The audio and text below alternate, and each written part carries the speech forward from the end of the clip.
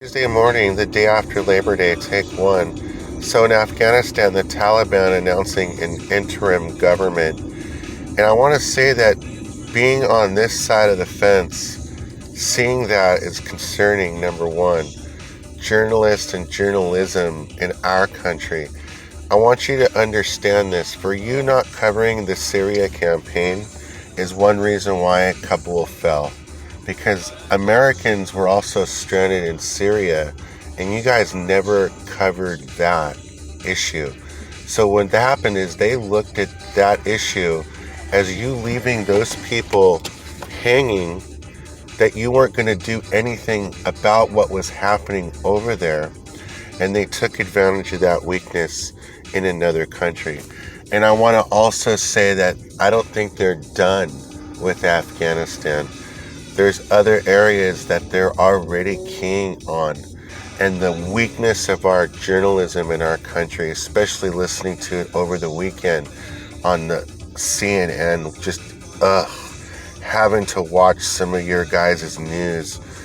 It's really concerning that you're not a news group. I'm not sure what you are. The fact that I noticed something that you guys will not report, that our kids are really pissed off about what occurred to them last year. They feel cheated that they lost a year, 2 years of their life experience, sports, friends, school. But what I do notice are the older kids may have been able to adjust better than the younger kids.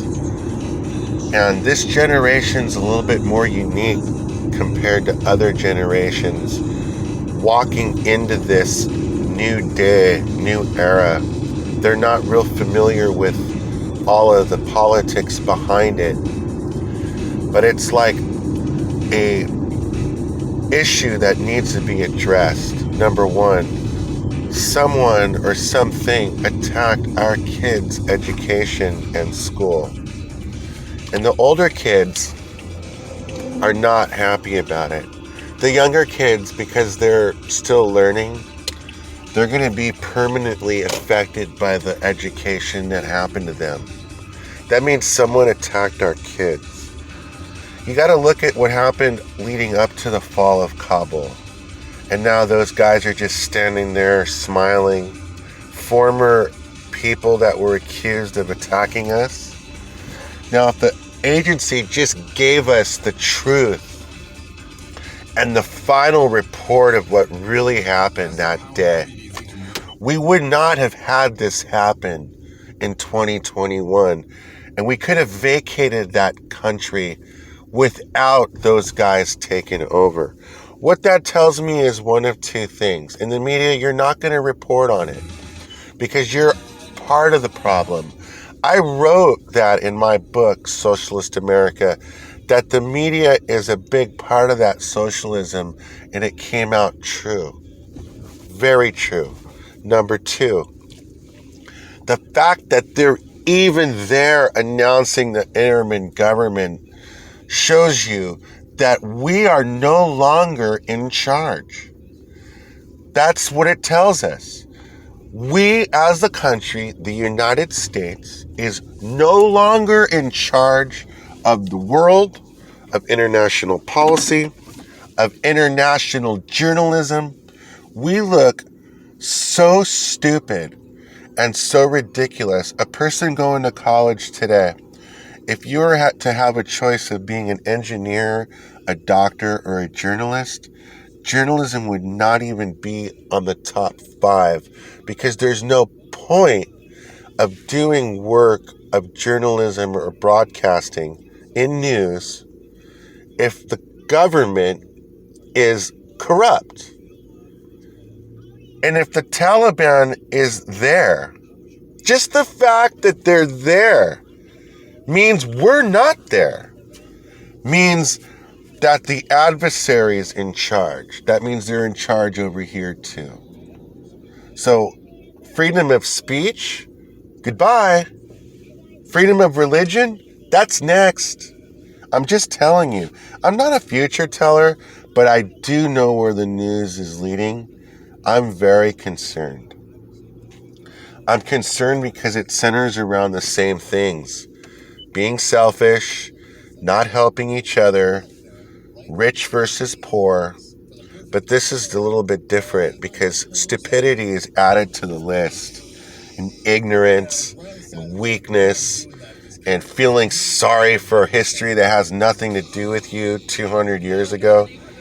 And now they're going to lay down the gauntlet on us. This generation, you guys are going to have to deal with it. And I was actually really happy with what I saw yesterday and over the weekend, because if they do mess with you guys, I think you guys will be able to protect us better than the last groups that have been doing it. Because in between 2008 and 2021, that generation of Democratic leadership has been sucks, from education to media to the kids themselves and the way they conduct themselves and disrespect other people. Rule number one, don't disrespect a person because of his age. Rule number two, don't disrespect the person because of his ethnicity or his political beliefs. If you can go and handle those two rules, you'll be a really good sports broadcaster. And maybe when Charlie Steiner decides that he wants to retire and live in Honolulu, he might let you train a couple of days, and the Dodgers might be able to listen to you a couple innings and see if they like you or not. And I'm going to leave the take right there at youtube.com, Jamestown, California. You guys at Fox News, you guys fucked up, in my opinion, in the last 2 years. There was a lot of good things that you guys did in the last 2 years, but there's a lot of things that you guys completely neglected.